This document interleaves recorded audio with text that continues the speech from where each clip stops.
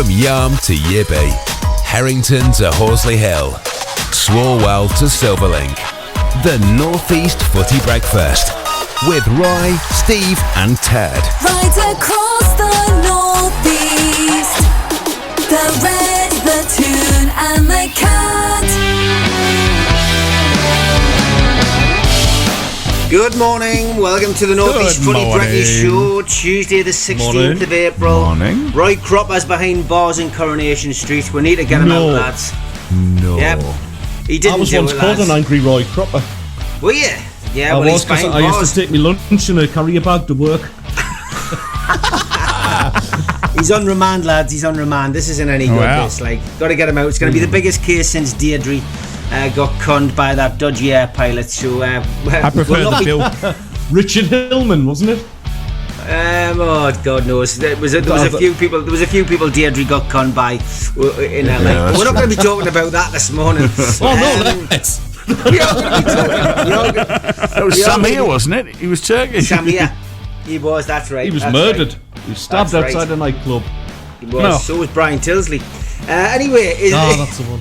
if there is one thing you could change about your club's history, what would it be? That's what we're asking the lads, and that's what we're asking you. So if you've got an answer to that, can be any club: Newcastle, Sunderland, Middlesbrough, of course, but Hartlepool, Darlington, Gateshead, whoever you fancy, get onto the WhatsApp 0330 043 2002 and let us know what is the one thing you would change about your club's history. Chelsea and Everton played last night. We'll have a little look at that, and we'll also talk about Jurgen Klopp. Did his retirement announcement come too soon? Has he derailed their season? Looks like they may only have the Carabao Cup to show for this grand goodbye. Wrexham's dream continues after back-to-back promotions. How far do the lads think they can go? And I'm also interested, we seem to make this a weekly thing now, who the lads will think will win the Premiership and Championship now after the latest round of fixtures. And more rule changes. Premier League clubs have approved unanimously the use of semi-automated offside technology for next season. I thought you were going to say weapons. Yes. Semi-automatic weapons. Is it a good thing? Would be Is interesting. It a good thing? Is it a good thing? Is it a bad thing? More changes, and I'm scratching my head at that, to be honest. We'll also have Steve's X-Files after the 8 o'clock news, where we'll be looking at what's on trend on X, and we've also got a special guest, Daz. Who is it? We have. He's won an award this week, a very prestigious award. Stop, Daz. I told you not to talk about it. He's won a very special award this week, and he's from the North East. Yes. I think I'll leave it at that for the moment. It's a bit of a tease, but Yes. a very special guest coming up at about 8:20 this morning. Yeah. Okay. Well, we will start, as we always do, with our club updates. Go round the clubs to hear what's happening at Newcastle, Middlesbrough and Sunderland. Mackems and Proud. Black Cats News. Good morning, Sunderland fans. Sunderland and their championship rivals will receive a whopping 7-figure cash boost from the EFL this season, plus a hefty chunk of change from broadcaster Sky Sports 2. All clubs in the championship are awarded solidarity payments and basic award payments for competing in the division, and will scoop the same fee regardless of where they finish in the league. Sunderland defender Dan Ballard has given an insight into the tactical tweaks that have helped the Black Cats move on from the heavy home defeat against Blackburn Rovers. He said, "I feel comfortable in the back 4 or 5, whatever system we play, the gaffer's tactics are spot on every week. Even against Blackburn, that was down to the players. He's a brilliant coach and sets us up perfectly every week. It's about us keeping our concentration." And finally, Sunderland's limited edition retro range has sold out on the club's online store just hours after going live. Sunderland released 2 special edition pieces of Hummel gear to celebrate a new multi-million-pound partnership with the kit manufacturer on Monday, April the 15th at 10 a.m. The initial retro line featured 2 legendary products that hadn't previously been released to support us: the 1992 FA Cup final walkout jacket and the 1993-94 yellow third shirt. And I've got mine ordered. That's your Sunderland update. Smoggies and Proud. Borough News. Good morning, Borough fans. Notice how Ted didn't bring up the under-21s? That's because we beat them. Middlesbrough scored a late winger to edge out Sunderland's under-21s at the Stadium of Light on Monday night. There was no repeat of the bonkers encounter from last season when Middlesbrough won 7-5. But Borough once again came out on top, don't we always? George Gatau deflected a late goal, sealing a 2-1 victory after Tommy Watson had cancelled out Sonny Finch's opener. Well done. The win lifts Borough to 7th in the Premier League 2 and all but secured Mark Tinkler's side in a playoff position. Sunderland, who are now 10th, remain likely to qualify for the end of season shootout. And Rav Vandenberg has come out and said that he's very happy at Middlesbrough and has no reason to leave. There's plenty of interest in the talented young centre-back ahead of the summer transfer window. Vandenberg says he is thought to be one of the favourites to take home the club's Player of the Year award at the upcoming end-of-season awards on Thursday, May the 2nd, in a mark of how good his first season at Borough has been. A consistent performer throughout, he has more than justified the faith shown to him by Michael Carrick and the club. But the 19-year-old's success is little surprise to Borough Chiefs, who worked tirelessly last summer to beat some of Europe's top clubs, including Dortmund, Milan, Juventus and Ajax, to sign him. Now it is believed that those 4 clubs will be coming back after a stellar display in Borough colours this season. Time will tell if Borough can hold on to their stars this summer, including likes of Hayden Hackney and the inform Latte Lat. That's your Borough updates. Magpies and Proud. Mags News. 4 people have been arrested in connection with a series of high-value burglaries, which included the home of Newcastle United player Alexander Isak. The Magpie striker's home was broken into and his car stolen. 4 Croatian nationals who had recently travelled to the UK from Italy were arrested on Friday in the West Midlands and have been charged with burglary and appeared at Bedlington Magistrates Court yesterday. The under-18s are in Premier League action tonight, hosting Liverpool at Whitley Park. Kick-off is at 7 o'clock. And following last week's postponement caused by a waterlogged pitch at Woodhorn Lane, a new date for the Northumberland Senior Cup semi-final between Ashington and Newcastle under-21s has been agreed. The Colliers will host the Magpies on Thursday, May the 2nd at 7:30pm. There's no provision for extra time or a replay. If the scores are level after 90 minutes, then the tie will be settled by a good old-fashioned penalty shootout. Advance purchase tickets are valid for the new date, and anyone unable to make the rescheduled tie can apply for a refund via tickets@ashingtonafc.com. At stake is a trip to St James's Park in the final against either Blythe Town or Newcastle Benfield. Their semi-final meeting is scheduled for Wednesday, April the 24th. And Newcastle have confirmed on Friday that the 23-24 season ticket price increase will be repeated for 24-25 season tickets, an average of 3.3% achieved by raising adult prices by 5% and freezing junior prices. The renewal period has also been brought forward this year from June, July to April, May. Individual matchday prices weren't announced. That's your Newcastle headlines on Tuesday the 16th of April. From Yarm to Yibby, Harrington to Horsley Hill, Swalwell to Silverlink. The North East Footy Breakfast with Roy, Steve and Ted. Right across the North East, the Red, the Toon and the Cat. Okay, don't forget, if you want to get involved this morning, 0330 043 2002 is the number to get in touch with us on. And the burning question that we're asking you and the lads is, if there is one thing you could change about your club's history, what would it be? Get your answers in, and we will pick through the best of them. Okay, just want to look back at last night's game, lads. Strange old game that. Chelsea 6. Everton 0. Cole Palmer. Yeah, been there. Getting 4 goals, and Nicholas Jackson and Alfie Gilchrist finishing the scoring off. Wow, I didn't expect that. I didn't see it coming. No.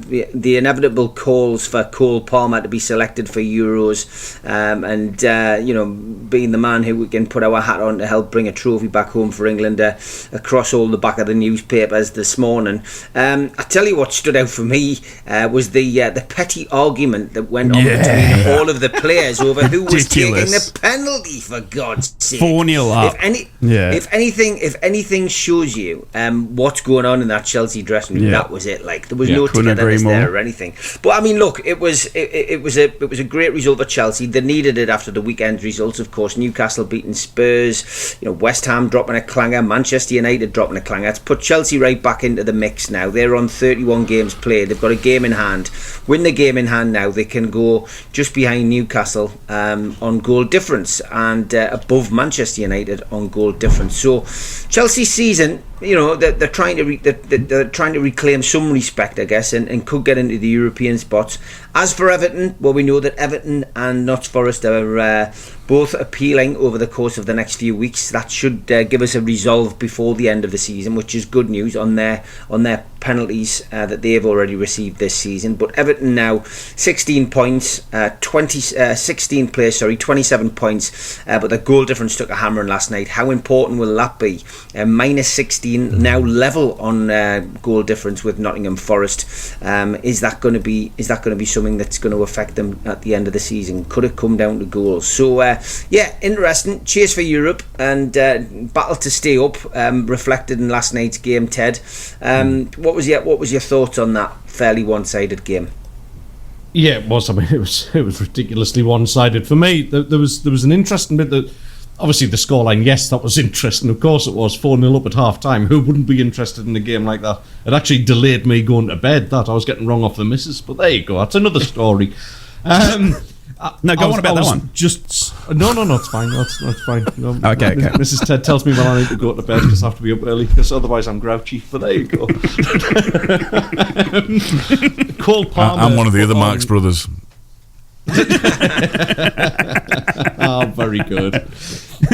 Cole Palmer, I was massively impressed with, and you can't fail to be.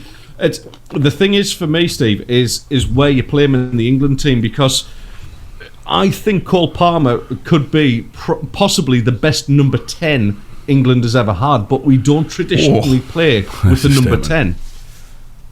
Honestly, it is in that space, because he takes his goals like a striker. But we know he isn't. He's kind of got that free roll, just kind of, he can play across any side of the pitch, whether it's centrally, left, right, but sitting just behind a striker. But he finishes like a striker. You don't get 20 goals from 28 appearances by just being a very decent attacking midfielder.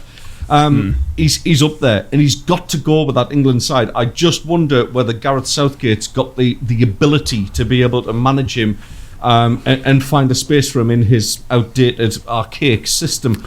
But listen, I mean, the thing about the penalty, I totally understand. I mean, Cole Palmer actually won the penalty. It was for the first tackle. It wasn't for the one on oh goodness me, what's his name? Nicholas something. Jackson.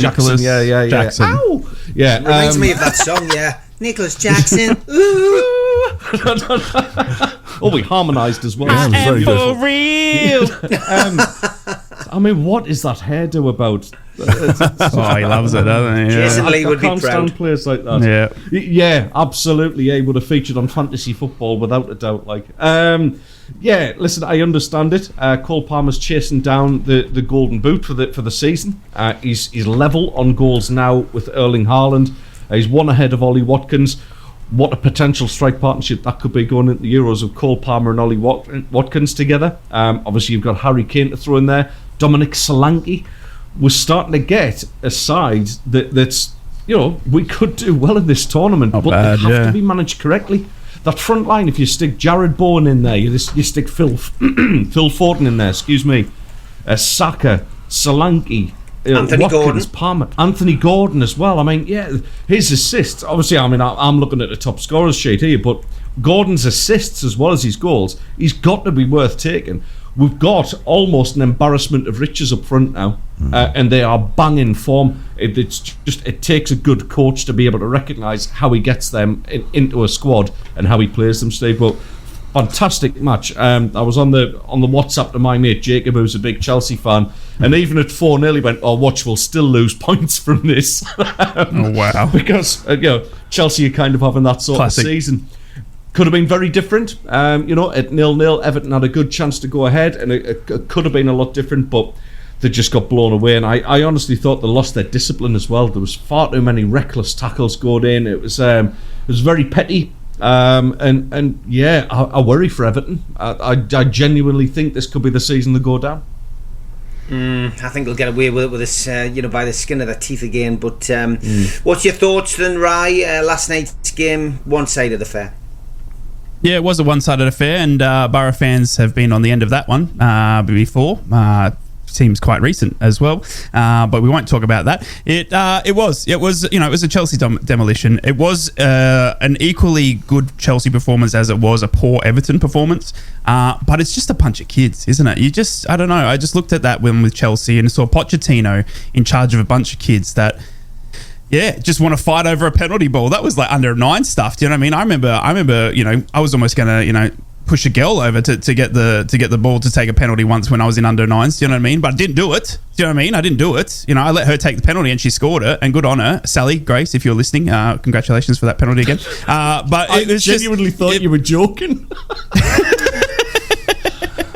And I just, it's just that. It's under 9 stuff. You know what I mean? And it's mismanagement. It's just kids on too much money, and it's just that Nicholas Jackson is just Cole Palmer, obviously a great player. I think Man City know that they let one go there. I think he's got a big future. Do I see him in England at the moment? I don't think Southgate's going to pick him. I don't think Southgate's got a liking to his type of attitude, that type of player. I think there's so many other players. I think now, don't get me wrong, Cole Palmer is a fantastic player, but when you think of Anthony Gordon, Phil Foden, Bellingham, and then you get his love child in Henderson. I mean, there's no spot for Cole Palmer still when it comes to England. So it's interesting. You're exactly right, Ted. How how they're going to fit him in and stuff like that. I just don't think they will with his attitude. But Chelsea got a long way to go. They've got a lot of growing up to do, and they've got the mix of players there incorrect. They need to have a big look at that in the off season.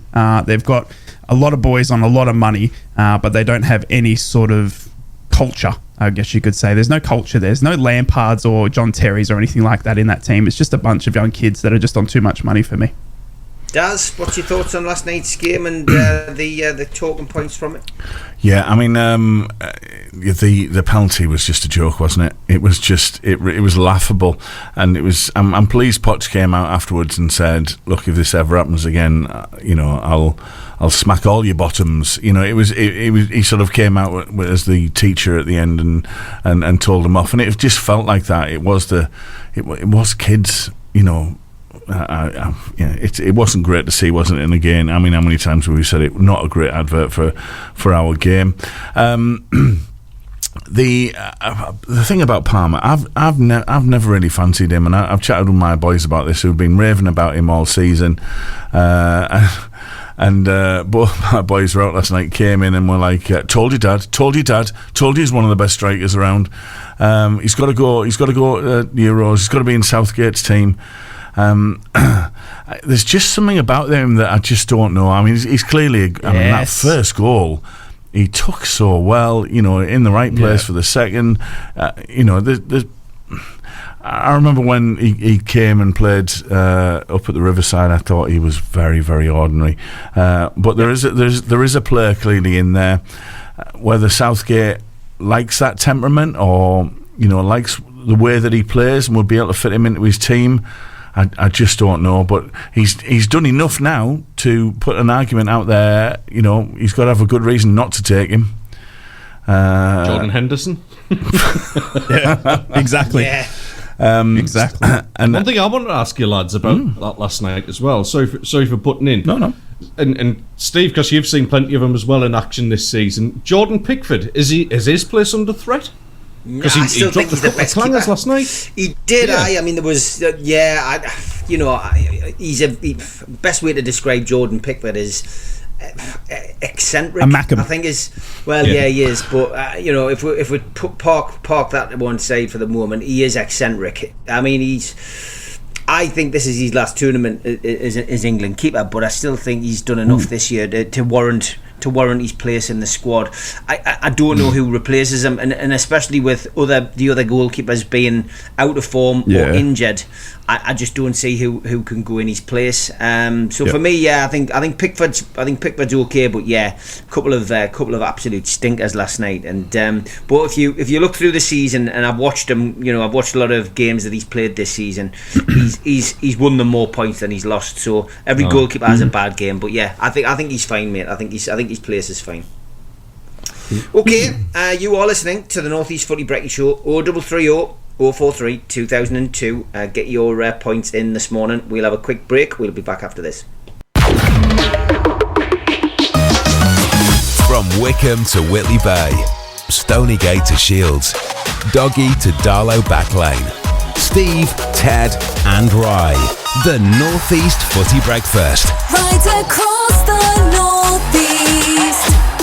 The Red, the Toon and the Cat. And you can get in touch with the North East Footy Breakfast at any time. We'd love to hear from you. You can contribute to the show, have your say, agree or disagree with the North East Footy legends. This morning, Barry has been in touch. Morning, guys. Now this is Barry's view here. I'm just putting that out there. This is Barry's view. Morning, guys. Okay, Barry. Love the fact that Cashley can't sell the shirts in his crappy shop. He's ripped the club off enough. He is a parasite. Obviously, they're the views of Barry this morning. It's still ongoing as well. He hasn't given up the ghost. It's an ongoing case, but I get where you're coming from, Barry. Round 1 to Newcastle, but Ashley won't just give in. He's still going to push for that that issue, I think. Yeah. As much as I probably don't agree with a lot Barry says, I can only agree with him on that one. But again, that's only my personal opinion. But Barry, I completely think you're right, mate. Well, it ties in nicely with one thing you could change about your club's history, because that's one big thing I'd like to change about Newcastle United's club history. Mike Ashley, of course, that 14-year hiatus under Big Mike and his sports empire. I mean, for me personally, I heralded the arrival of Mike Ashley as the start of a new golden era, like everybody else. A reclusive businessman coming in who would started off his business in a corner shop and built this mega empire, and now he was going to plough his millions into a football club, and hopefully Newcastle was going to ride off into the sunset with at least a trophy or two to show for it. How wrong could we all be? He came in, wore replica shirts, and drank with the players and the fans down the big market after the match. But it all went sour, and didn't take very long to go sour. And then he just seemed to be on a one-way mission to upset Newcastle fans with anything that he could do. And I think the message about Mike Ashley was always there. He did an interview with a club publication, which season ticket holders used to get, called United Magazine, and he basically, in this 8-page interview, in one little paragraph, said, "I have bought Newcastle United to promote my sports brand globally." The message was there from the very first couple of weeks and in charge of the club, and boy did he do it. And he did it at the expense of Newcastle fans. We protested against him. We tried everything to get him out of the club, but every time he did something to provoke us, all we were doing was promoting his sports brand. And it took the march on St James's with the coffin to make me wake up and realise what on earth he was doing. Was that's when I went back into that interview and found that elusive paragraph, and I just stopped protesting against him. You know what I mean? And I thought the only way that this guy is going to go is when he's ready to go. You can't force him out, and that proved to be the case. He dug in until the offer he got was too good to refuse. But that's just one of the things. From a football perspective, I would change either result in the cup finals, of course, that we lost in 98 and 99. And I guess into the noughties when Sir Bobby Robson got us to the semi-final against Chelsea. A win in any of those games I would change, because it would mean that we would have won a trophy, we would have got that monkey off our backs, or Sir Bobby Robson would have had a chance to lead his beloved Newcastle United out at Wembley. I would have changed any of those games, and I would have changed the the Marseille game as well, because Newcastle got a credible 0-0 draw against Marseille at home, of course, in the semi-finals of the European Cup, and we ended up going to Marseille, and Didier Drogba announced himself onto the world stage with a couple of goals to dump Newcastle out in the semi-final stage. It was a bad week that we lost a semi-final at Wembley and lost a semi-final in Europe, and unfortunately, again, just ruined our chances of getting that elusive trophy. The third and final thing I had on my list, of course, was 95-96, and the season that Newcastle were 12 points clear in the Premier League race, and unfortunately came up against a team who had the experience, who'd been there and done it and got the t-shirt, but also in that season had two players who made the difference: Peter Schmeichel and Eric Cantona. And Eric Cantona, of course, came back from his ban from the Kung Fu kick in November, and Manchester United's luck and fortune changed. And the scoreline 1-0 Cantona is probably etched on my mind throughout that season. And that one game, at the moment, I'm putting a book together with Bill Scott, which we'll be bringing out in October, about the rise and the fall of the entertainers, 92 to 96, and I've had the privilege of interviewing a lot of the former players about this roller coaster ride and why they think we didn't win that league. And it's there's no definitive answer, is the one thing, but there's lots of different reasons and lots of different thoughts from the players and coaching staff as to why we just fell short and fell at the final hurdle. But for me, it'll always be down to the fact that Manchester United had Schmeichel and Cantona. But that big season, I would love to have changed that. And if we'd won the Premier League that year, who knows what would have happened? Things may have been different. Keegan may have stayed on the following season. Sir John Hall and the board might have still been here and putting more money into the club. Newcastle might have been able to compete, and we might have gone on to greater things. But it wasn't meant to be. So lots of thought went into that, lads, as you can tell, and lots of remorse as a Newcastle fan. And sitting here at the age of 52, still not seeing Newcastle win anything other than the Japan Cup and the Intertoto Cup. I'm a little bit, and the Cellar Cup.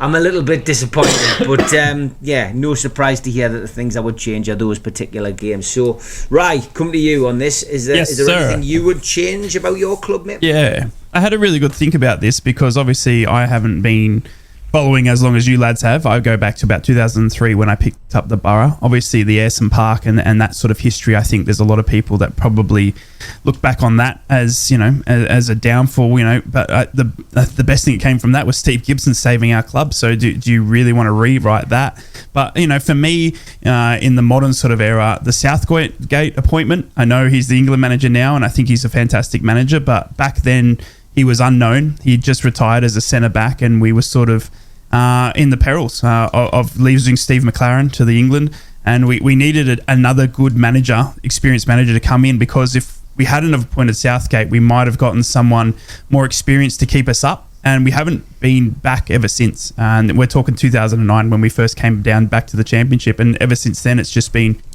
appointment after appointment that's been wrong, I would argue, until right now, where I feel like the Carrick's the right one. We've gone through a Gordon Strachan era, we've gone through a Chris Wilder era, Gary Monk era, where we splashed all that cash after coming down from Karanka. So there's a few appointments in there that I think we've gotten wrong, and then obviously a few signings here and there. But in terms of what I'd rewrite, it's just the appointments for me. It's the appointments of some of these gaffers that just turned out to be more in it for themselves or whatever it may be, but they weren't there for the Borough, they weren't there for our club to much like you said, when Steve Ashley came in and said he was there to promote his own business. I feel like some other managers came in with their own agendas, and whatever maybe that reason may have been at the time, it definitely wasn't for Borough's aim. And unfortunately, since 2009, we've been back to the Premier League once, and for me, we're a Premier League club, and it started with that Southgate appointment.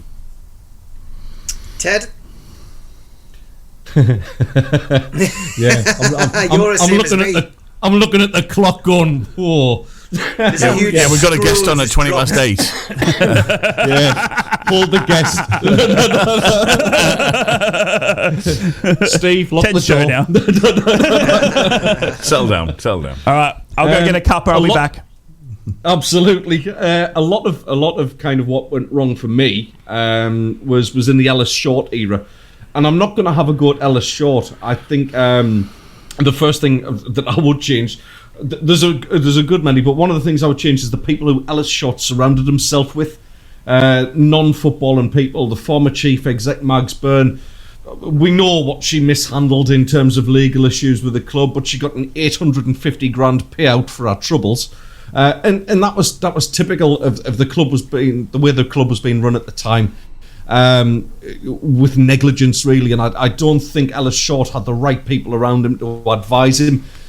He put a lot of money into transfers, the signing of Darren Bent, people like that. There's another thing, I would never let Darren Bent go. We looked like a side that was going to break into the top half of the Premier League at that time, and it all fell apart around about then, really.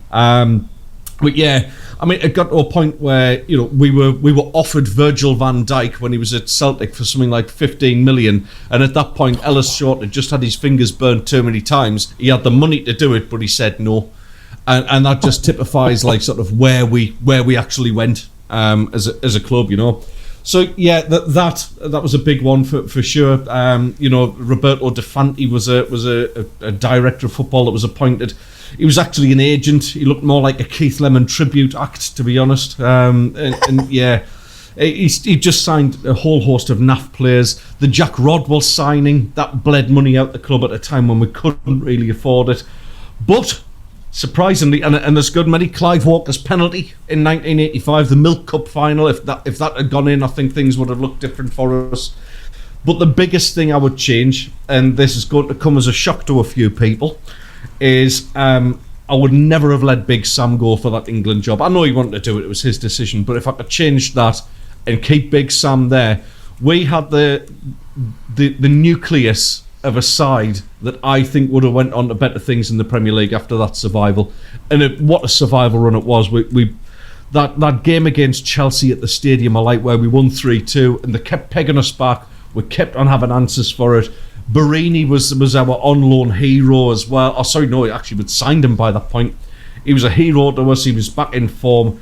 That was the one thing. Big Sam going and David Moyes coming in is what leads the club to where it is right now, to be honest. So yeah, Big Sam going, I would change that in a heartbeat, and I think we'd have a very different looking club these days. Daz, what about you, mate, with a Borough? Yeah, right. I mean, Cancel tomorrow's guest. Yeah. I think a lot is around 97. What happened in 97? First of all, the FA Cup final, Roberto Di Matteo's goal after so many seconds. If someone had just taken him out, if someone had just given him a clip, then who knows? That may have been a very different story. But that was something that I really wish didn't happen in our history. And also in 97, it was the whole 3 points thing. That we were due to play a game against Blackburn. We only had 17 players fit after an illness. 3 of them were keepers, 5 without first team experience. So they cancelled the game. There was a fax issue. They were told that it was going to be all right, and then the whole inquiry. Then obviously losing the 3 points that led to Borough's relegation that year, which we were absolutely flying at that point, and what a season 97 was, and who knows if we'd have stayed up, what would have happened and how far and where we would be as a club now. So I think that's that whole decision to cancel that game. I wish that could change. And then I think about the managerial appointments that have set the club back. 2 for me that stand out massively, and really in terms of financially and on the pitch, how it has knocked the club back 5-10 years arguably, which is the appointments of Gordon Strachan, which was an absolute disaster. It really, really was. Let's buy everyone from Scotland. Hang on. Yeah, none of them can really play. So and I felt sorry for Mowbray coming in after that, trying to pick things up. Yeah. He was given a poison chalice there. But the other one, in recent memory that I just, is the whole Gary Monk appointment. And throwing money at him. What a disaster that was! What a huge mistake it was giving him the war chest. We're still paying for that. Yeah, I agree. I mean,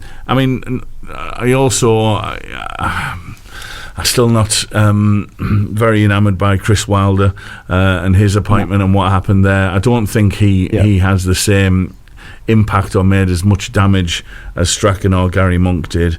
But if we could wipe those two appointments out of Borough's history, then I'd be more than happy with that.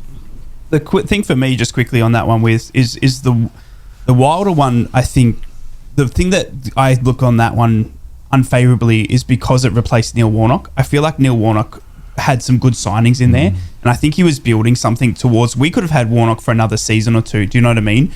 And it sort of just set us off on this garden path again of, where are we at? And then you got, it's just that. So that Wilder one, it was, look, he turned out to be an arrogant, and he was very, ego conscious. But the thing for me that upset me more was that we lost Warnock because of it. So yeah.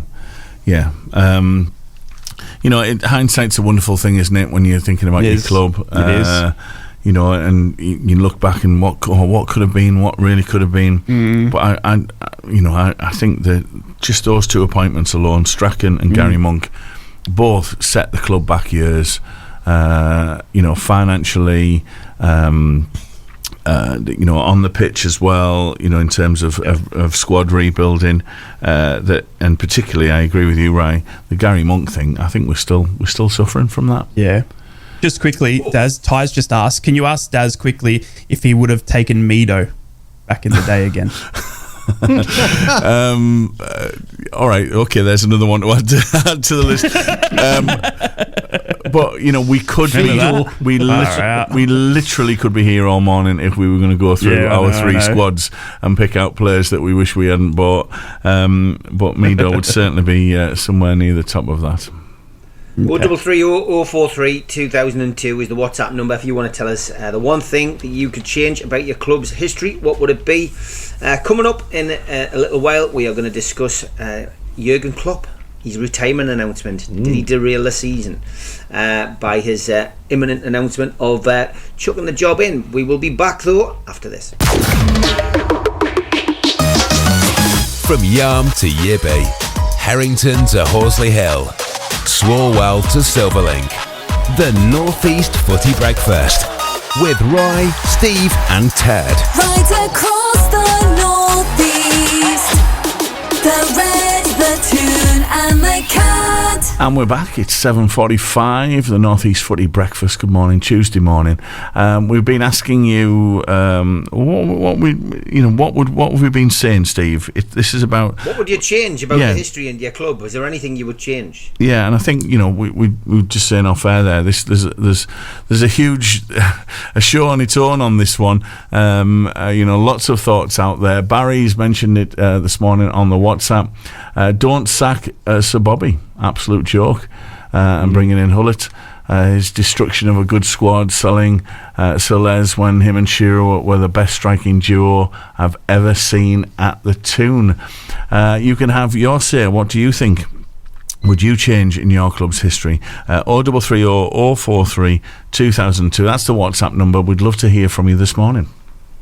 So Jurgen Klopp has announced his retirement. If retirement parties go, this could be a bit of a damp squib. It all looked smooth in February when he won the Carabao Cup. His team won the Carabao Cup after extra time against Chelsea. That was their 10th EFL Cup title. But since then, he's been on a bit of a slippery slope. They were in contention to win the league. They were still in Europe. But a couple of bad defeats has got people questioning his decision. They lost against Atalanta 3-0 at home in the quarter-final first leg. It's going to take a monumental turnaround to continue in Europe. That doesn't mean it can't be done, of course. And then in the league at the weekend, in the Premier League, which is very, very tight, a three-horse race, Arsenal, Manchester City and Liverpool. They lost again at Anfield, which has been a bastion of invincibility, as Shankly once described it for them in the Klopp era. They lost 1-0 to Crystal Palace. So, Is this down to uncertainty in the dressing room? Are the players thinking about their futures and thinking about who's coming in and whether their face is going to fit? Has it unsettled the dressing room, Rye? Yeah, I think it has. The big thing for me to take from Klopp's retirement speech is that he said he hasn't got the energy anymore. And that's the key to it. He said that he just doesn't have the energy to be a manager anymore. And unfortunately, there was still a fair few games to be played where you're going to need energy for. So if you're saying to me that you are no longer got the energy to be manager, then that's it. Do you know what I mean? I don't see how you continue then past that when there's still half a season and cup finals and Premier League finals and all this sort of stuff to be played for. When you're telling me that you don't have the energy, it's like saying, well, I haven't got the energy right now, but I still go to the end of the season because I've still got a bit of energy in there. I'll just have a couple of Red Bulls, we'll be right. You know what I mean? It's sort of like saying I've given up, but I've still got a little while to go, sort of thing. And it didn't make sense to me to say that you're exhausted, to say that the tiring the tiring nature of being a manager has taken the toll on me and my family and all this sort of stuff. Then that's it. That you've got to go because there's. You got young kids in there that need inspiration. You've got seniors that want clarification about where they're playing and all that sort of stuff. And then you start to question tactics, don't you? Because if you're too tired, then who's running it? Do you know what I mean? Where are we getting our inspiration from? Where are we getting our enthusiasm from? If he's too tired to pump me up for a match day, then I need someone that's going to get me up and about when I don't feel like I'm ready. There's a lot going on in players' mental aspects these days, if we see it so forefront of social media and everything these days, that you need a manager that's going to be right there to pump you up when you're not feeling like you want to play football. So it's a shame. I think it was ill timing, and I think the statement of I've got no energy to do this anymore really set Liverpool back. And I think ever since then it could have been used as an inspirational sort of let's do it for Kloppy, but it hasn't. It's backfired. Ted? Yeah, it's an interesting one, isn't it? I mean, I kind of called this and questioned the timing of it when he did it. But, yeah, listen, I mean, it's going to go a few ways with this because you've got players in there who are kind of, Klopp's signings and going to be disappointed that he's leaving. So that plays a part because, like you rightly said, Steve, it introduces uncertainty into the dressing room. Who's going to come in? Are they going to like me? Is the system going to change? Footballers are delicate little flowers with things like that, and they don't like change too much. So that's going to play on their minds a little bit. I think Rye's right to point out the wording of it, not having energy. And, you can introduce a little bit of apathy in there and kind of think, well, the players now start to think, well, if you haven't got the energy, mate, I'm the one doing the running around. So there could be a little bit of, a little bit of rebellion against Klopp for coming out with something like that. I just think it's the uncertainty that's killing them. They look disjointed. I think he's almost put too much pressure on Liverpool to win something this season. Yes, I know they've got the League Cup, but that's not what Liverpool are about. A club of that size, a League Cup is kind of like, okay, it's like a taken part trophy for somebody like them. It'd be great for one of us, don't get us wrong, but yeah, Liverpool are wanting to win Champions Leagues. They want to win the league. They want to win the FA Cup as a minimum. And slowly but surely, those wheels have come off, and it's all down to the uncertainty of it all. And yeah, the timing. Announce it at the end of the season, by all means. Maybe even keep it in-house, because you can even sort of feel and hear the tension in Liverpool games as well from the fans. There was murmurs of boos and things like that against Crystal Palace. I know it's one game they've lost, but that's what they're up against now. And I almost think that the fans have almost, they're disappointed he's gone, but I think the fans are giving up on him a little bit as well. So, yeah, timing of it stank. And that's not a what the fact clue either. It's just poor timing, poorly done from Klopp. And I think they are going to suffer as a consequence of it. Yeah, it does. I mean, it's strange for a manager to come out as he does and say it so early in the season. Do you think it's affected the players' mindset? Do you think the players are concerned? Is it only human nature to think, who's coming in next? I've got to think of my future. I've got a year left on my contract.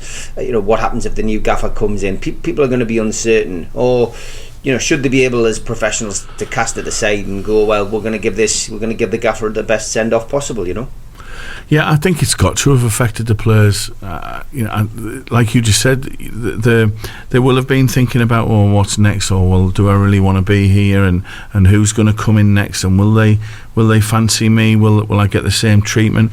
Without a doubt, Klopp has been a phenomenon in the Premier League since he's come in.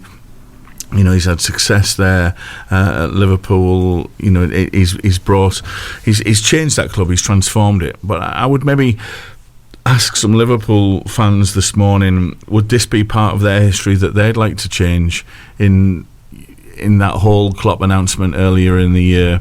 I just don't get why they did it. I don't understand. When they could have kept it all quiet and discussed it as a club, and maybe it might have come out if the players had known about it, all the staff had known about it, etc. But it certainly could have been handled very differently. They could have just let it get to the end, or certainly towards the end of the season. Now to make that announcement, things would have been very different then. And who knows? The performance the other night, the performance at the weekend were just not Liverpool, and there's got to be a reason. There's got to be a reason why. Have they stopped playing for him? Are too many of them minds elsewhere? Is the squad so unsettled by this? And you've got to look at it and go, yeah, it looks like it, doesn't it, from the outside? So I just think it was a bizarre decision to do it when he did. Fair play to the guy if he wants to leave. He's had a good run at it. He's done really well. He's left a legacy on that team, arguably as good as some of those from the 70s and 80s have done. The club is in such a strong position now. The work on the stadium, the work in the financials. It's set up for somebody to come in and really go with it. But again, we've said this, haven't we, before? As we've seen with the Ferguson follow-up appointments, with the Wenger follow-up appointments, it's not usually the first person who gets the job that does well. It's the one after that or the one after that. Just interesting times for Liverpool. But you've got to say this decision has surely put them into the turmoil that they probably could have avoided. Do you think they can turn the European game around, Rye? Because we've seen it before. We've seen some wonderful European nights. I mean, that really was a shock result. Atlanta coming to Anfield and winning 3-0. But do you think Klopp and the lads could turn that around? I think they can, definitely. It's going to be a tough ask now to go there.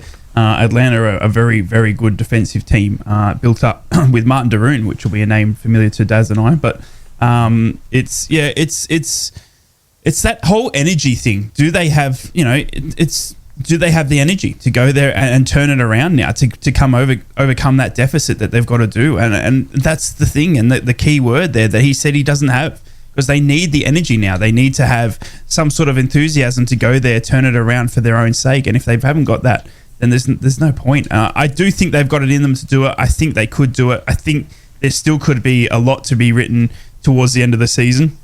But it's just, it's can they do it in the Champions League with Atlanta? I'm going to have to say no. I don't think they can. I think Atlanta are going to win this one, and it's going to be looked back on a bit of an ill-fated, ill-timed end of Klopp era. What do you reckon, Ted? Can they turn that round? Can they make it a 4-3 win and get into the semis? Well, I mean, they've done it before against Barcelona, haven't they? Which you can't rule them out, but at the same time, that was a second leg at Anfield, which we know always favours Liverpool anyway. To do that away from home, that's a massive big ask. And looking at the way they played against Crystal Palace, Steve, I mean, they had the chances, don't get me wrong, but anybody with a bit of defensive nous can actually nullify them. And especially when you're talking Champions League as well, Atlanta are no mugs. No mugs. Again, you don't go to Anfield and win 3-0 if you're a muggy team. Yeah, exactly. So I can't see it. I honestly think this is the end of the era, the end of the Klopp era, and I think that will be highlighted rather severely in that game at Atlanta. I can't see them turning that around, mate. But we'll probably go back after the game and go, so Ted, Liverpool won 6-0. What do you got to say? What do I know? Yeah, it does. I mean, anything's possible in football. Do you think they've got a chance of turning that round? Do you think because I mean, the season could then suddenly jettison off into that great farewell? But is that a bridge too far, asking them to come back from a 3-0 defeat at home and win 4-3 away from home? You've got to say it's unlikely that they'll do it, but maybe Klopp will play on that. Come on, this is it. Do it for me now. This is our goodbye. This is show the accumulation of what we've done. We can do this. He'll use that, I'm sure, in his speech before the game.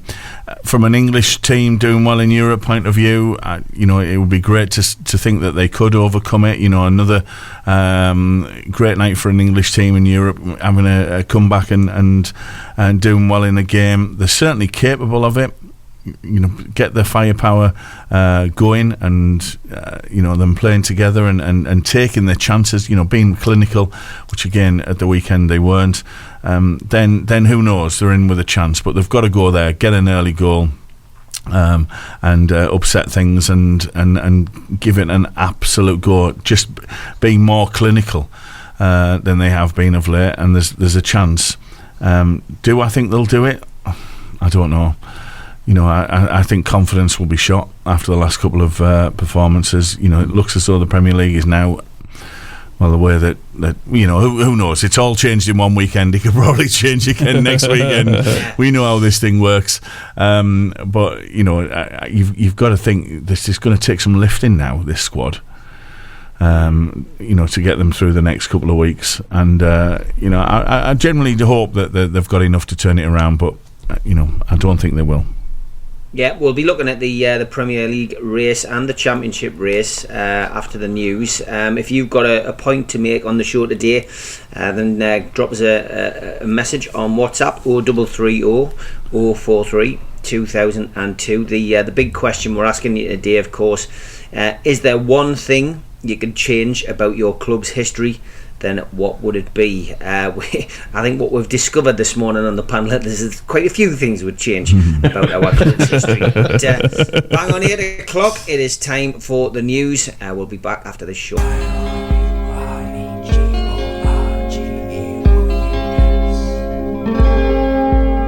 Remember that tank top you bought me? You wrote you're gorgeous on it. You took me to your rented motor car and filmed me on the bonnet. You got me to hitch my knees up and pulled my legs apart. You took an Instamatic camera and pulled my sleeves around my heart. Because you're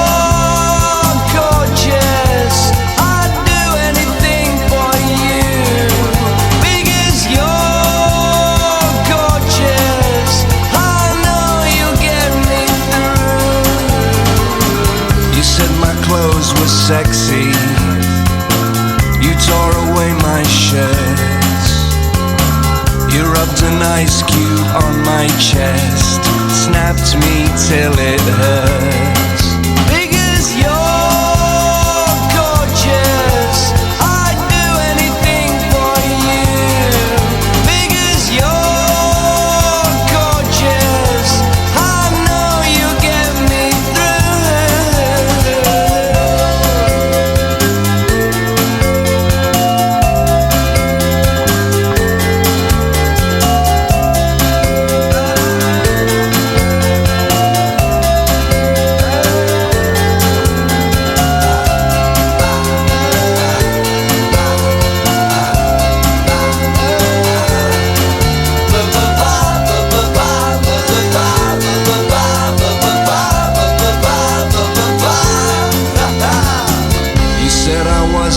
cheap. You paid me £20. You promised to put me in a magazine, on every table, in every lounge. Because you're gorgeous, I'd do anything for you. Because you're gorgeous, I know you'll get me through. Because you're gorgeous, I'd do anything for you. Because you're gorgeous, I know you'll get me, you'll get me through. No, you'll get me through. No, you'll get me through. No, you'll get me, you'll get me through. Oh, no, you'll get me, you'll get me, you'll get me through. Because you're gorgeous, I'd do anything for you.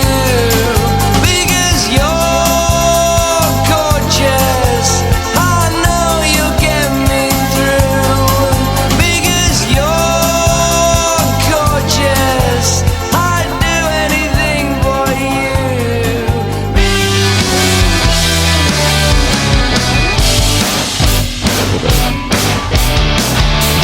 And we're back. 6 minutes past 8. Good morning to North East Footy Breakfast. How we doing, gents? All good, mate. Very good. All good. Baking in sunshine. Still plenty to Get get out of through. it. Plenty to get through on the North East Footy Brekky show. As always, we have got that burning question for you, which you can contribute to on the WhatsApp, and that is, if there's one thing you could change about your club's history, what would it be? Drop us a WhatsApp 0330 043 2002. We've also been discussing whether we think that Jurgen Klopp has announced his retirement too soon, because Liverpool seem to have gone into a bit of a downward spiral since then. Potentially could only win the Carabao Cup this season, but got Steve's X-Files to dig into as well, just after we've had the club updates. Smoggies and Proud. Borough News. Good morning, Borough fans. Happy Tuesday. Hope you're all fantastic, safe and well. Middlesbrough have scored a late winner in the derby, can you believe it, to edge out Sunderland under-21s at the Stadium of Light on Monday night. There was no repeat of the bonkers encounter from last season when Middlesbrough won a 7-5 victory, but Borough came out on top once again. George Gitau deflected a late goal, sealing a 2-1 victory after Tommy Watson had cancelled out Sonny Finch's opener.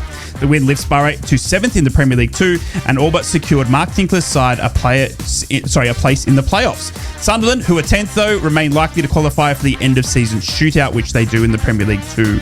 Ralph Vandenberg says he is happy at Middlesbrough and has no reason to leave, with giving an interview to Dutch media. He has had plenty of interest in the talented young centre-back ahead of the summer transfer window, but he said he is happy at Middlesbrough and wants to continue to develop. Vandenberg has been one of the favourites to take home the club's Player of the Year award at the upcoming end of season awards on Thursday, May the 2nd, just to mark how good his first season at the Borough has been. A consistent performer throughout, he has more than justified the faith shown in him by Michael Carrick. 19 years old, the success is a little surprise to Borough Chiefs, who worked tirelessly last summer to beat some of Europe's top clubs, including Dortmund, AC Milan, Juventus and Ajax. But it is believed all four will come back in for Ralph Vandenberg come this summer, and it'll be a battle for Middlesbrough to hold him and the likes of Hayden Hackney, Riley McGree and the impressors this season. Can we hold on to him? Big issue going into summer. That is your Borough updates.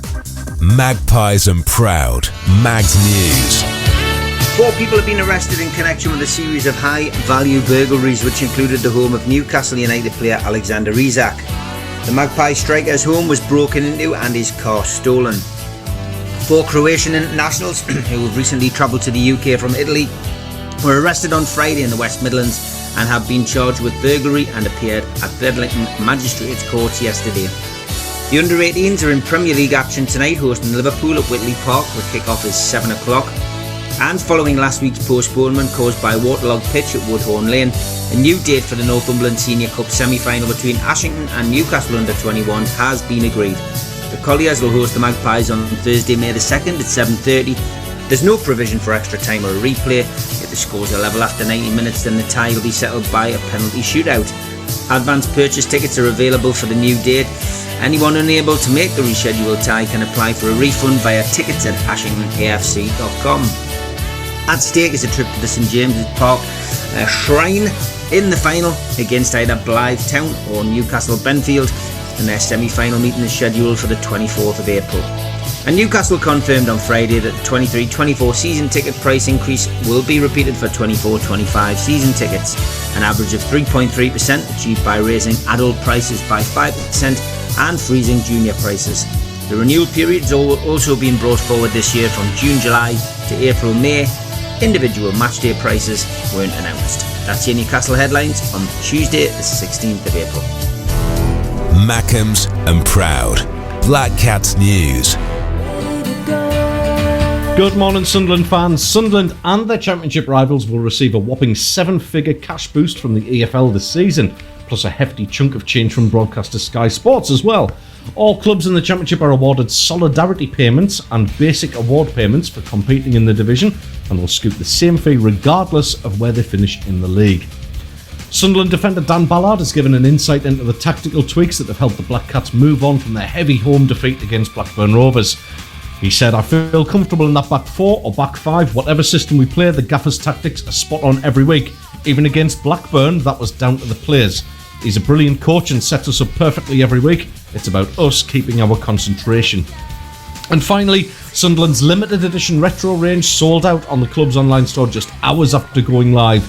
Sunderland released 2 special edition pieces of Hummel gear to celebrate their new multi-million-pound partnership with the kit manufacturer yesterday at 10 a.m. The initial retro line featured 2 legendary products that hadn't previously been released to supporters. That was the 1992 FA Cup walkout jacket and the 1993-94 yellow third shirt. Both are beautiful, both are winging their way to Cyprus. That's your update. From Yarm to Yibby, Harrington to Horsley Hill, Swalwell to Silverlink. The North East Footy Breakfast with Roy, Steve and Ted. Right across the North East, the Red, the Toon and the Cat. It's Steve's X-Files. X-Files. X-Files. Files. You wanted a time tunnel, didn't you? That's it, yeah. That's what you asked I wanted our very own North East Footy Brekky version of it, yeah. What we So got, welcome Steve? along to the episode. I just love listening to music, lads. I just love listening to it. So, It does, like, it's great, isn't it? this is a relatively new feature, and we sometimes panic about this. Well, I know Dave does. He's on his way to Asia at this moment in time, and he certainly panics. doesn't matter then. Well, we don't know what on earth we're going to be talking about because it's what is trending in the United Kingdom on X, formerly known as Twitter. So, just to give you a little taster, lads. Farage, Blue Lights, Dele Alli, David Icke, Pickford, Oh, God. Klaus Schwab, Oh no. Pompey, Rachel Riley, and Free Roy Cropper. Sounds like one hell of a dinner party, Steve. It does, doesn't it? So, we did touch on it at the start of the show, lads. Free Roy Cropper. For those of you who don't know who Roy Cropper is, he's a fictional character. Yes, it's not real. Coronation Street. The man who owns Roy's Rolls is behind bars. A young girl has gone missing off the cobbles of Coronation Street, and Roy has been the victim of a smear campaign. People believe that it's him, and this really has, I think, shown the benefit, I guess, of soaps, lads. I know a lot of people don't like them, they think it's a waste of time, but this programme, along with the other soaps, it has to be said, has on occasions raised some pretty serious issues into the public domain and helped a lot of people. And that's what this storyline's about, because this is showing the worst side of human nature, of people making things up, of social media, of telephones and mobile phones, and how it can actually affect people. And once again, the timing of this comes on a day when the government are talking about changing the law about deepfake images being shared, and they are changing the laws in the UK for these kind of things. So although it's got a bit of a, it is fictional, and it isn't true, you can see why it's trending. Yeah, but you remember the Deirdre one, don't you, Ted? In the UK. Oh, absolutely. I was a big Corrie fan, mate. That went wild, didn't it? And this has got the same effect. They've already had other cast members standing with Roy Cropper as innocent T-shirts on. This looks like it's going to go wild. Free the Weatherfield one. Basically, yeah. Unbelievable. But that's the first topic today. Pickford. Well, we've been already talking about him, and needless to say, it's all down to the fact that the goalkeeper, who Newcastle affectionately say has got little arms, did have a little bit of a nightmare last night. He wasn't on form last night, and ultimately, Rye, you can imagine, social media has gone wild last night with dinosaurs doing daft things. Inflatable dinosaurs, it has to be said, not real dinosaurs, kids. But yeah, it's no wonder he's getting a bit of stick, right? Yeah, no, it's interesting to see, and we were talking about it just before, and I think you're absolutely right, Steve, nail on the head, that the big question is his Euro spot now under grabs, up for grabs after such a horrid season. The only one you could think potentially taking it is Aaron Ramsdale, and he's not getting a game for Arsenal, so it's still down to him and him, doing everything he can to lose it himself. But I think Southgate's still going to pick him no matter what. I think he's still, in for a big Euros. I think if Nick Pope was fit and had been playing, I think that's the only person I could see coming in to take it off him, because I think Nick Pope deserves to be there. So yeah, look, it sucks for Pickford. He'll be no stranger to the animosity though, and after a 6-0 defeat, there are questions asked, unfortunately, and it's usually of the defence or the goalkeeper, and in this case it's the goalkeeper, but it's also the men in front of him that need to have a good look at themselves, plus Everton as a whole. I mean, they've been shocking for years, haven't they? Yeah, they have. Daz, I'll come to you on David Icke. Putting you under pressure here. No, don't worry. David Icke, somebody who I interviewed during lockdown. Wow. My interview was all about... I did, yeah. My interview was all about football, though. I managed to keep him off conspiracy theories, etc. for 56 minutes of the 60 minutes that I interviewed him. But he did manage to chuck in that he thought the Queen at the time, God bless her, was an alien, and that everything that was going on in the world was a hoax. But yeah, David Icke, I mean, whenever you think of him now, unfortunately, you think of him in a shell suit losing his mind. But he used to be a really good broadcaster, Dad. I remember, yeah, absolutely. And I think at the time, that's what shocked a lot of people, was that he was a good. We saw him on a Saturday, we saw him on Grandstand, we saw him on the sports programs. He was a good journalist, and then it was almost like we watched the downfall of someone right in front of our eyes. I remember the Wogan interview. It was awful, that wasn't it? Yeah, it was. It was a really tough watch. And it was sort of someone, arguably, having a mental crisis in public, and not just on telly, but in the newspapers everywhere. It was. I would be really interested to see, have a listen to that interview, Steve. Because it was, he just went from, being this. Guy that was respected amongst his peers and his sport, amongst the public, to these outlandish claims that he had, and it was sad to see. Yeah. No, it really was. Well, that is at the end of my X-Files. People wondering what Blue Lights was. Don't worry, there's no blue lights following us, chaps. It's a TV series starting.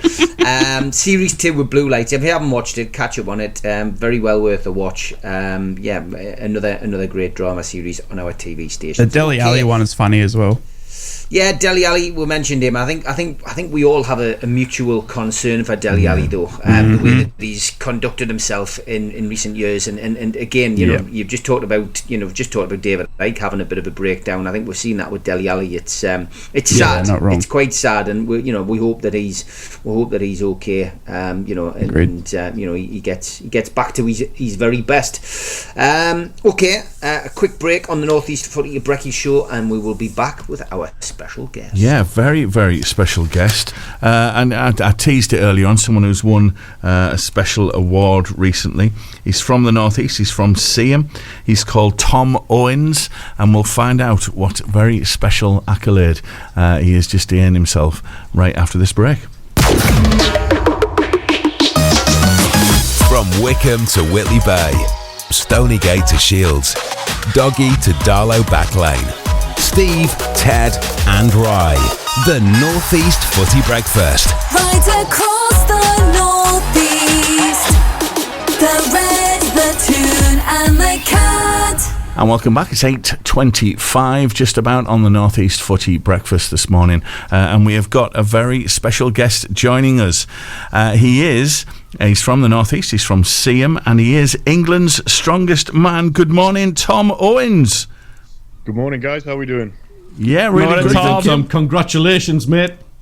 Oh, thank you very much. Yeah, absolutely, fantastic achievement. I mean, England's strongest man. It's amazing. You won it in Preston. I think a weekend or so ago. You train at the New Level gym in Sunderland as well. You got your number one spot against 29 others. You must be absolutely over the moon with this, Tom. Oh yeah, I'm absolutely buzzing, mate. It's been a dream of mine for a long time. And it's a bit surreal, really, so I'm just kind of still taking it in. So tell us about the event in Preston then. I understand there was deadlifts, there's log presses, there's Atlas Stone, all the things we would expect in these sort of strongman competitions that we see on the telly. Tell us about the actual event itself and how it went for you. Obviously very well. It went really well. The first event was the log press, and it's one of those where you get like the pre-comp jitters.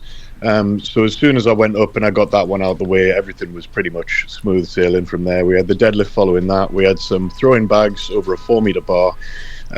We had a farmer's walk and then a heavy sandbag. A farmer's walk? What does that entail? Yeah. So it's just two heavy handles, so they're 130 kilos in each hand, and you've got to pick them up, and you've just got to walk as far as you possibly can. Oh, wow. So it's a bit like me bringing me shopping back in from outside. Just like that. Yeah. That's exactly what it's like. Yes, you and your Kellogg's cornflakes. Absolutely. Tom, it's Ted here, by the way, mate. Honestly, I'm made up for you because it is such a great accolade. And I grew up watching the likes of Magnus Magnuson, Jeff Capes, and all that lot. And obviously, Jeff Capes was advertised. Nutrition is obviously a massive part of this. Now, I eat like a strong man. However, I think the body's somewhere lacking behind it. What I'm driving at here, though, is what's the balance like between training and eating? Is it do you have to find that absolute peak balance to be able to compete like this? So I compete at 105 kilos. That's my body weight when I compete, and I have to weigh in before the competition at that body weight. So for me, I have to be on it with the nutrition, because I'm a little larger than 105 kilos most of the year round, so I have to be absolutely on it. Otherwise, I'll just blow up pretty much. So there is definitely a massive balance, and I think sometimes it's a bit overlooked, the nutrition in strongman, because people think that you can get away with eating just a load of cakes and just get as big as humanly possible. But that's what I'm doing wrong. It doesn't work. Tom, it's Rye here down in Australia, mate. I hope you're well, and congratulations from me down here, mate. I just wanted to ask, in terms of what Ted was saying, just further on that, how many calories in a day when you're really starting to bulk up would you be consuming? If I was starting to bulk up, it's not as many as you would think. It's about 4,500 a day if I'm starting to try and push the weight a little bit. Okay. Jeez, that's still a lot. and as I call it, lunch. Yes. Steve, yeah, mate. I've got to be honest. I'm a big fan of watching World's Strongest Man. I watch them all. Christmas has become one of those things. It's one of them things where I used to wind my kids up when they were younger and sit back and go, yeah, I could do that. I clearly couldn't, mate. But honestly, I mean, a hell of an achievement. Well done. Have you got anybody there who stands out? Who's your ultimate hero? I mean, Ted's just mentioned a couple of names. I've got to be honest. I love watching the Stoltman brothers. They're two of my favourites. But going back in time, is it Pudineski who was like he was just a man monster and just seemed to win everything in sight? Is there a particular hero for you, or do you go even further back? Do you go to Jeff Capes and people like that? Well, about the prime time of me watching the strongman on the telly was Pudzianowski. So I would say he's probably up there because he was just such a dominant force. He couldn't really be stopped. And for me, that really motivated me to want to get into it. And the guy looked incredible as well. Obviously, he was in incredible shape, which he just stood out from the rest of them. Yeah. I mean, one of the things... Go on, sorry, mate. God does. No, well, I was just going to ask there, Tom. Obviously, you mentioned there's obviously disciplines as part of the competition at the Farmers Walk. I think that's fascinating. It's tickled me this morning. And I was also thinking about a log press as well. That's probably the one thing that I could do. I could press a log. I could just press it. I think I'd manage that. I would take a 10-minute break at 8 o'clock. Yeah. Do you have a specialism in this, or do you have to be a sort of master of all of these? Well, with strongman, there's about 30 or 40 different events that could crop up in any given competition. So wow. it's good to be well practiced at everything throughout the year. But you'll get your set list of events for a competition maybe 12, 16 weeks before you're due to compete, and then you'll be able to kind of dial in on those specific events. For myself, it's things like deadlifts and throwing bags I'm particularly good at. I wasn't very good at log press at the start of the year, but that seems to have come on a lot. But you kind of need to be a master of all crafts, really. Right. What's next then, Tom? So I've got Britain's Strongest Man on the 2nd of June, and then at the end of the year I will be in Madison, Wisconsin for the official Strongman Games World's Strongest Man. Brilliant. Wow. That's fabulous. Busy man. Fantastic, man. And Britain's Strongest Man. Well, it is the Northeast. Sorry, just quickly. It is the Northeast Footy Brekky show. Tom, please. Now, I know you're the strongest man. Do you follow the strongest football club? I actually don't follow football at all, I'm not going to lie. Well, can I introduce you to the best team in the land, Middlesbrough, mate? We're pretty in red. We've got the world's fastest striker, Latte Lath, and Matt Clark is our centre-back. He's kind of like you, world's strongest centre-back. So you're welcome down to Burrowtown anytime, mate. We could use you, I think. Get yourself to St James's Park. Get yourself to St James's Park. We're in the Premier League, which is the league higher than anybody else. A bit like yourself, mate. A bit like yourself. No. He's on by your side. He's going to go with the strongest team out of the three because we're holding the rest of you all up. Okay. Stick with Sunderland, Tom. Stick with Sunderland. Listen, mate, absolute pleasure having you on. And please come back on in June after you've had the Britain's Strongest Man. We'll want to keep track of this career and wish you the best of luck, mate. And obviously, I'll be following you on social media just to get some nutrition tips because that could do with losing a bit of timber, like. All the very best, Tom. Yeah. Thank you so much. Congratulations. Yeah, and Thanks, good luck on the 2nd of June. And really, thanks so much for your time this morning. Thank you. Brilliant. I mean, just how about that? You going to the gym now, lads? Are you? You're going to head to the gyms.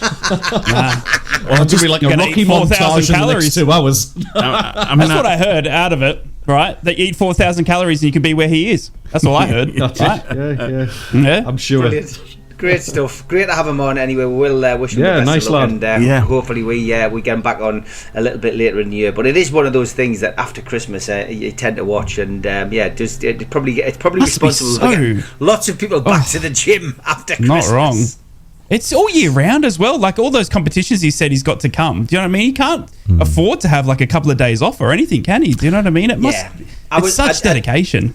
I did interview a couple of years ago Tom Stoltman when he won it. I was over the moon. Like I follow quite a few of these guys, and just I do enjoy watching it. It's definitely a guilty pleasure over the Christmas period. And you know, I'd done my research, done my homework like you do as an interviewer. What I hadn't realised though, and you've just mentioned it there, these tournaments are throughout the year. So when we're sitting watching this in December and January, they actually won it or lost it in the summer. So it's already been done. So I always thought it was like almost not live, but it had been a couple of weeks. So now I've got to spend most of my year avoiding all of these people on social media, so I don't know who's won it during the course of the year, you know.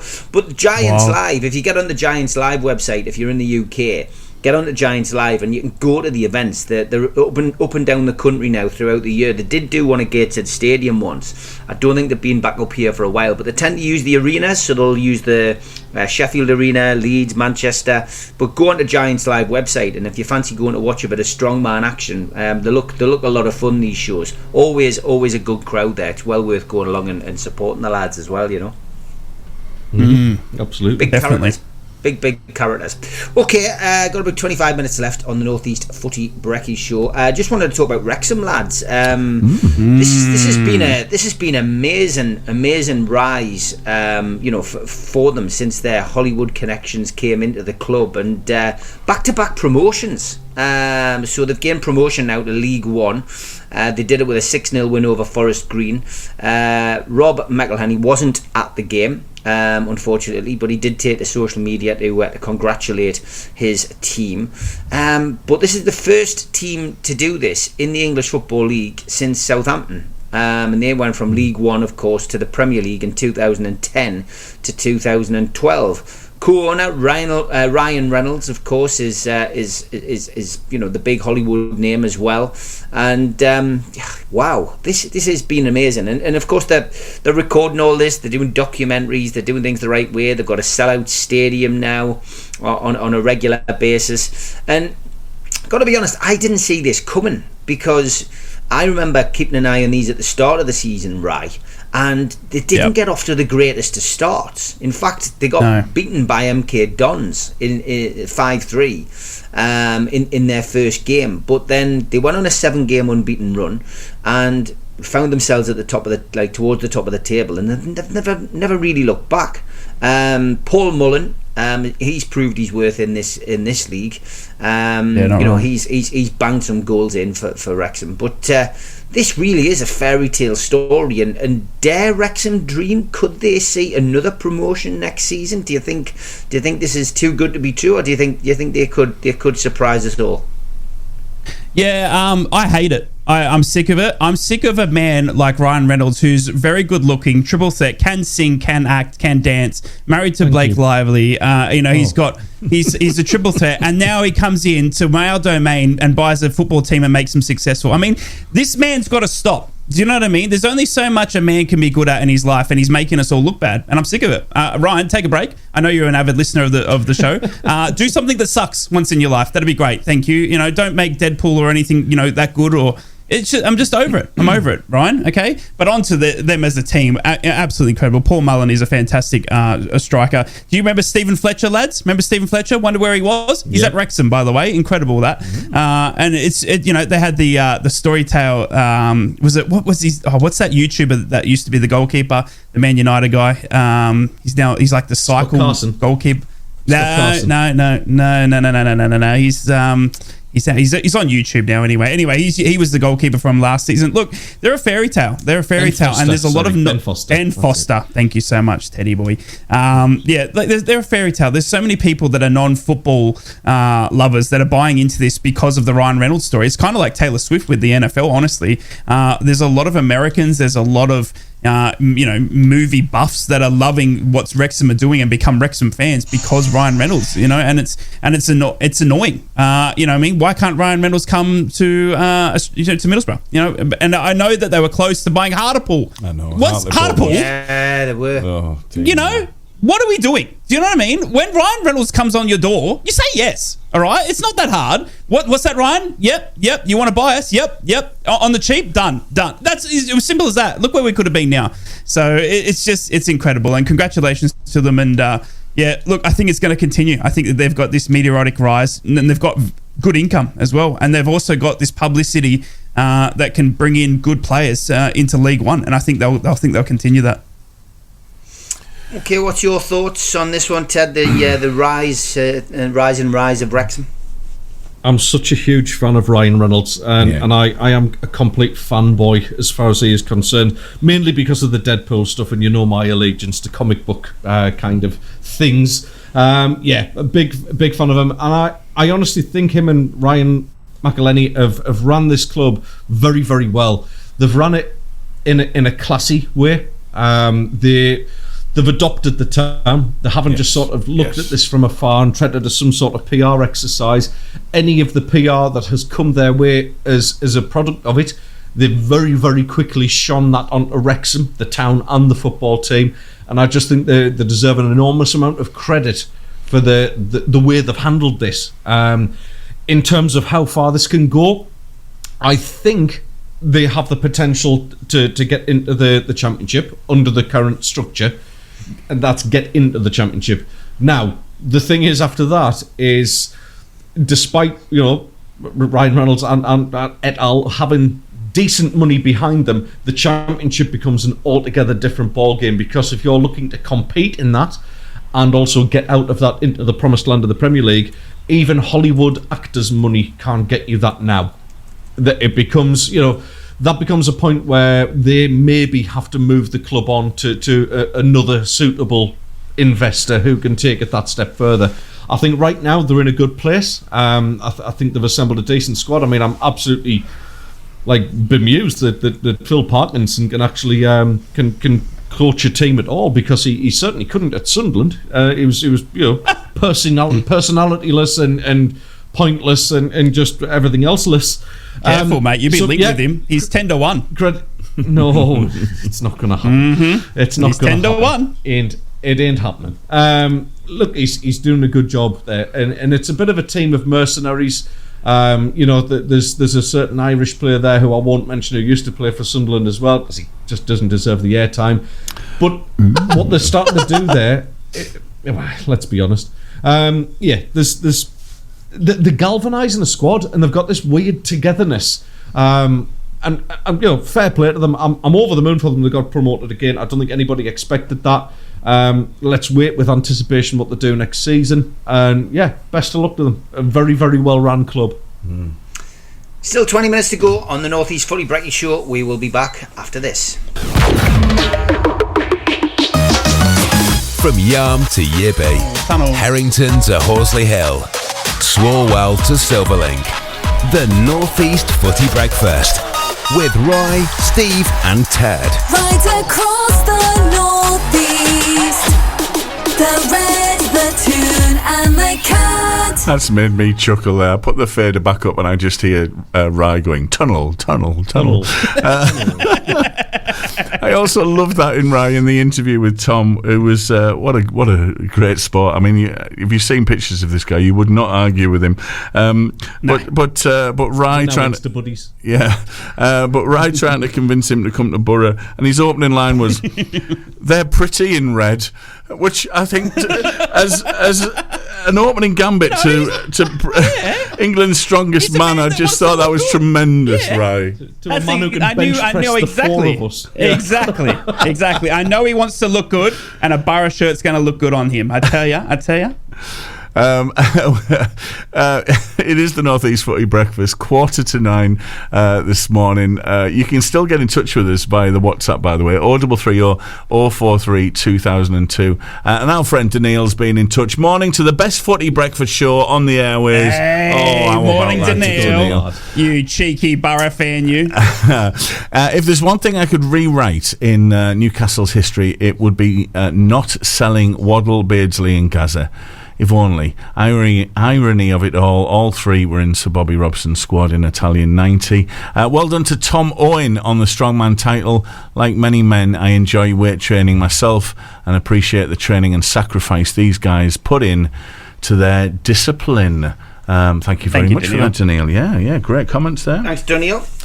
You had another point you wanted to make, Ted, didn't you, about Sunderland, the thing that you would like to change in their club history? Yeah, absolutely. It came to my attention that it was on this day in 1987 that Laurie McMenemy left Sunderland Football Club. Hero. Now, I certainly wouldn't want to change that. Legend for you. He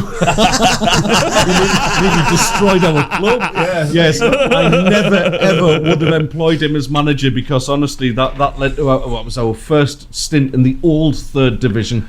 It was, the way he kind of dismantled the side then. So, yes, on this day in 1987, it was a collective sigh of relief all around Wearside the day he left. I remember it well. I've done a few talk-ins with Sunderland players over the years, and they often, the likes of Benno or Gary Bennett, often talk about this game where they literally they're on the training pitch. Laurie McMenemy standing on the side with his hands on his hips, watching the lads, and they were just playing against each other. Literally playing against each other, where they would pass the ball back to each other.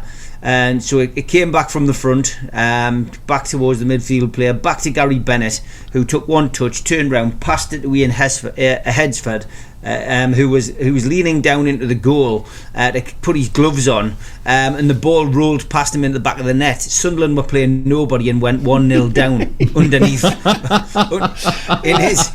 That was in his management days, and Laurie McMenemy standing with his hands on his hips, going, God, well, words to that effect. Bloody hell, yes, absolutely garbage. Hardly the great preparation for what was to lie ahead. But, that's a great story. Yeah, it is. Yeah, I love that. What is it you say about him, Ted? About like the Titanic? Oh yeah, what do Laurie McMenemy and the Titanic got in common? Both should have stayed at Southampton. Yeah, there we go. Hey. Ted, please come on. Just want to ask. The door was big enough. Just want the weekly update, lads, on what you think is going to happen in these leagues. Because we've had a hell of a weekend. Wow. I mean, starting the Premiership, lads. Newcastle, of course, beating Spurs 4-0. Aston Villa taking full advantage of that. Of course, on Sunday with a wonderful 2-0 win away at Arsenal. Crystal Palace beating Liverpool 1-0, and Manchester City doing a demolition job on relegation threatened Luton 5-1. So the top of the table, lads. I still think Man City's going to win this. I mean, it's all systems go for them now. We're all level on games. Man City, Arsenal, Liverpool. Man City 33 points, and Arsenal are on 71 points, and Liverpool are on 71 points. Goal difference separating Liverpool and Arsenal. But yeah, what do you think about this, lads? First of all, top of the table, Man City still to win the title, or do you think there could be a revival from Arsenal or Liverpool before the end of the season? Man City going to win it. Man City's going to win it. It's easy as that. They're bottle jobs. They're all bottle jobs. Ted, Man City.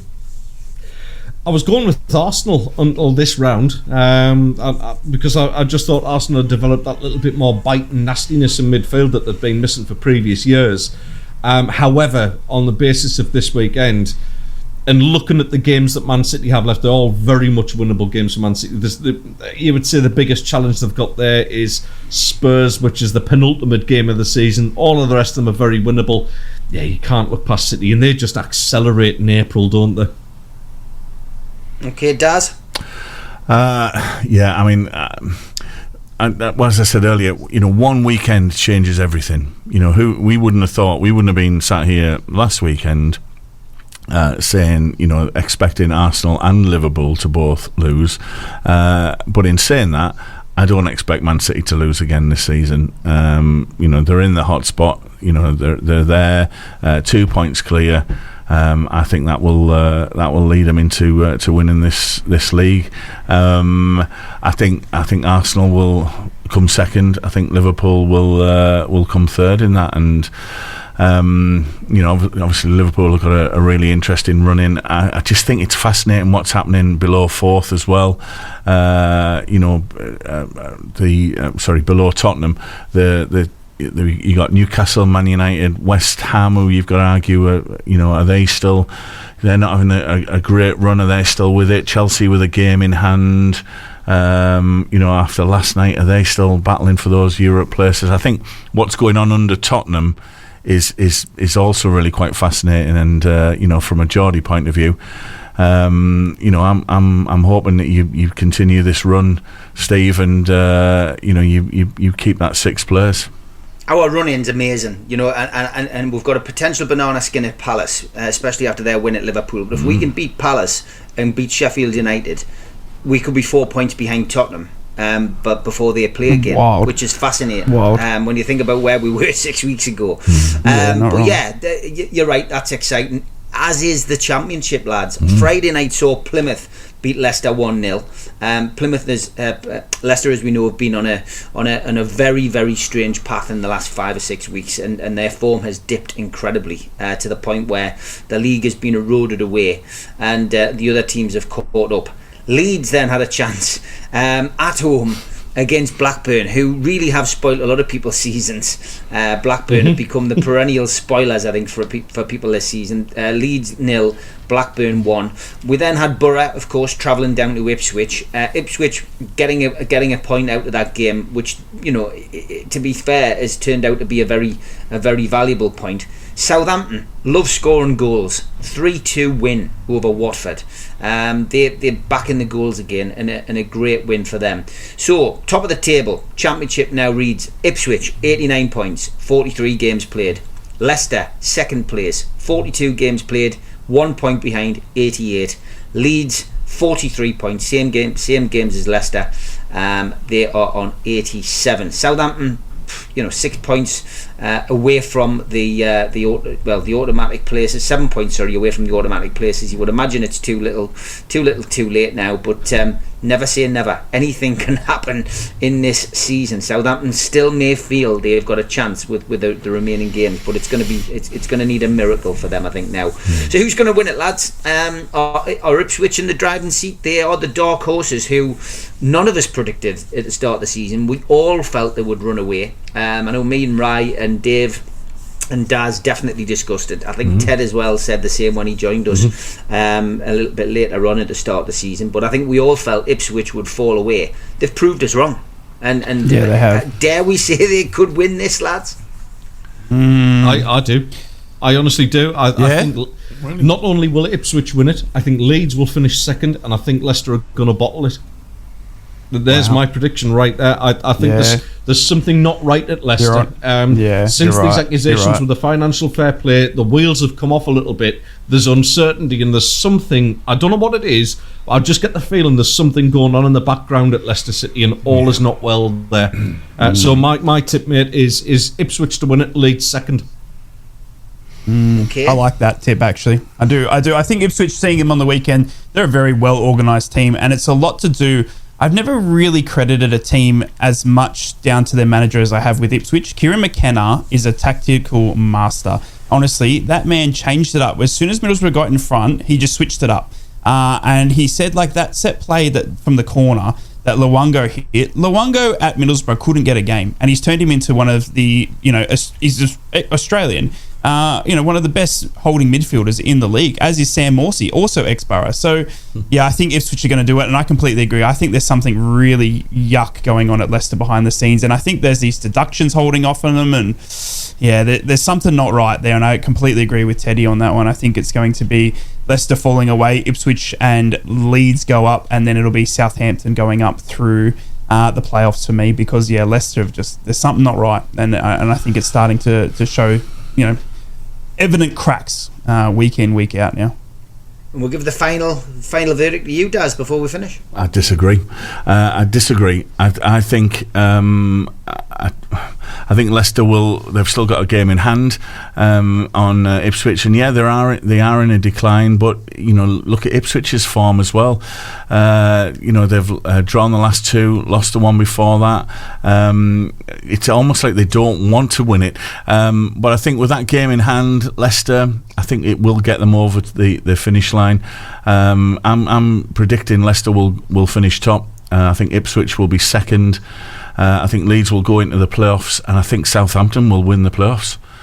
I think Southampton will be the 3rd team that will go up. I think the Southampton are starting to pick up a little bit of a run now.